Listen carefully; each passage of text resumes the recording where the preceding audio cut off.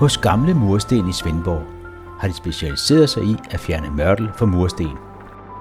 Mursten er et af de mest kendte genbrugsmaterialer i byggebranchen. Så det, der er nøglen her, det er, at sten med cementmørtel er vi nu i stand til at rense. Og det var vi ikke før.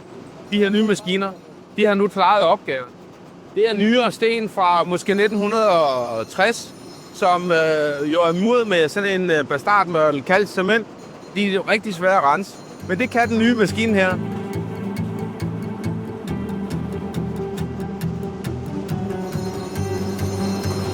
De her maskiner kan så bygges ind i en container, og så kan man få containeren med rensemaskinen ude på pladsen, og så renser man sin sten der, hvor man skal mure med dem igen.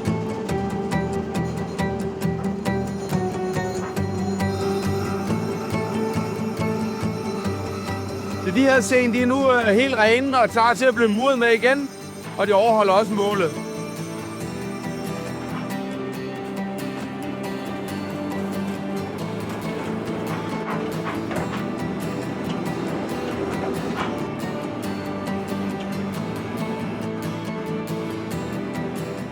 Det her det er så vores CE-mærkat, som fortæller de kvalitetsegenskaber, som stenene de har, og de er identiske med nye sten. Og det vil sige, at man kan bruge både en ny sten og en gammel sten til de samme formål.